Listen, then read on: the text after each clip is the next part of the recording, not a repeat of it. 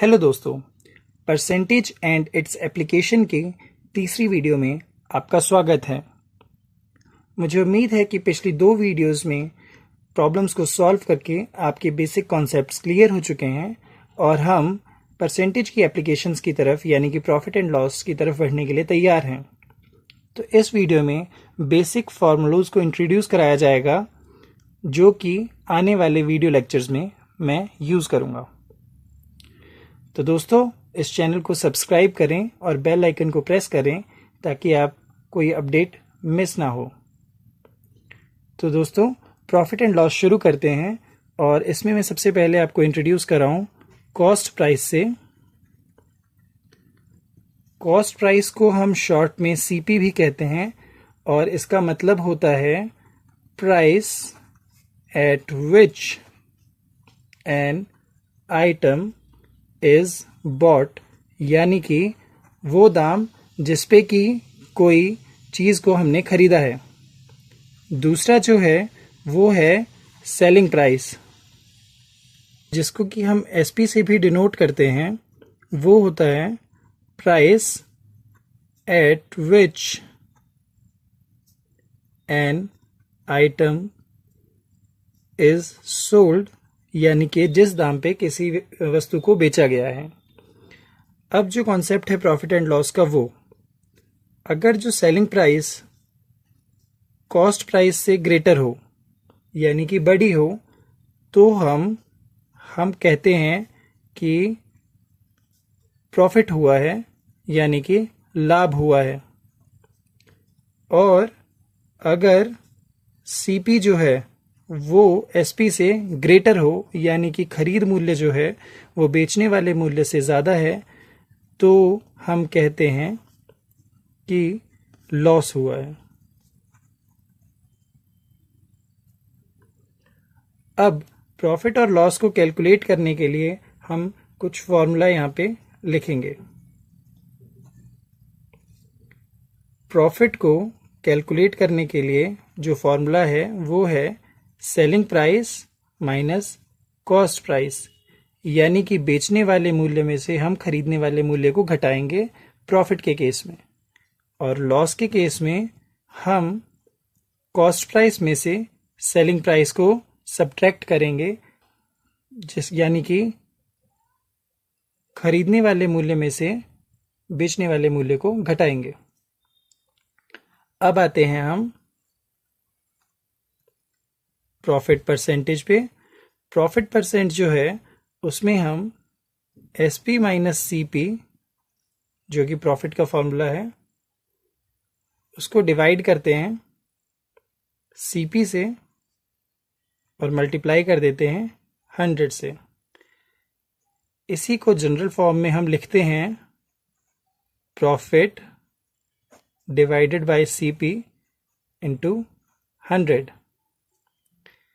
Similarly loss percentage के लिए हम लॉस जो कि है सीपी माइनस एसपी, उसको सीपी से डिवाइड करेंगे और 100 से मल्टीप्लाई करेंगे, और इसकी जनरल फॉर्म जो है उसको हम लिखते हैं loss by CP into 100।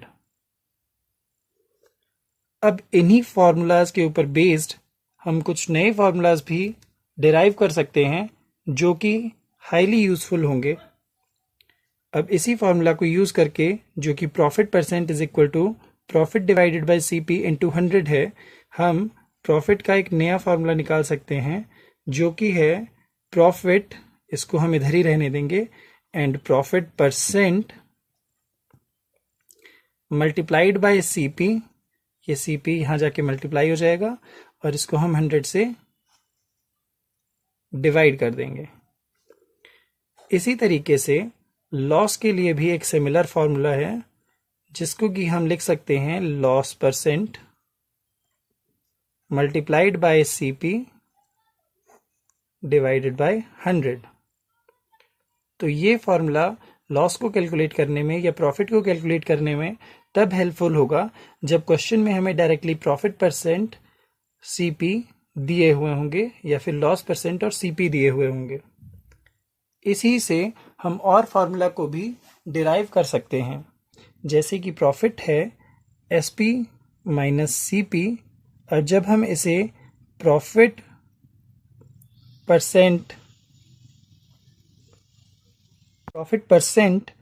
Into CP divided by 100 के साथ जब हम इसे इक्वेट करेंगे, और साथ के साथ हम इधर भी फॉर्मूला डिराइव करते जाएंगे। यहाँ पे होगा CP minus SP multiply equal to loss percent into CP divided by 100।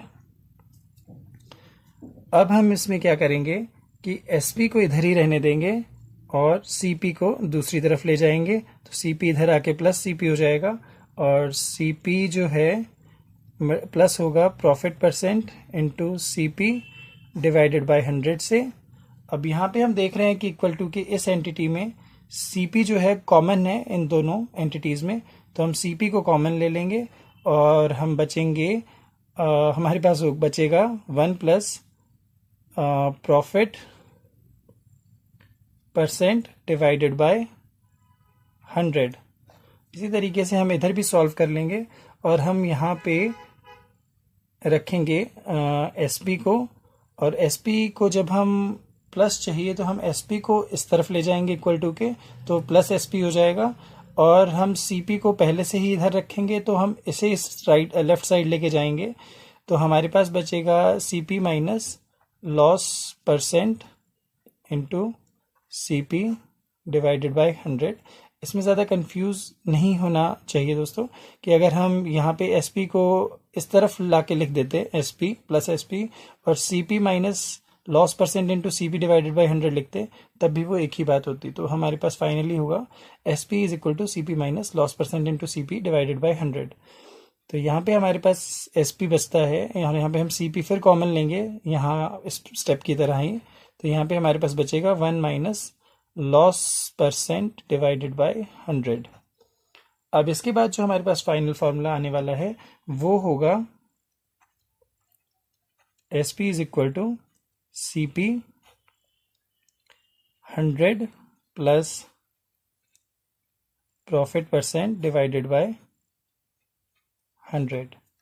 और सिमिलरली इस तरफ हमारे पास जो फॉर्मूला आएगा वो होगा CP 100 minus loss percent divided by 100।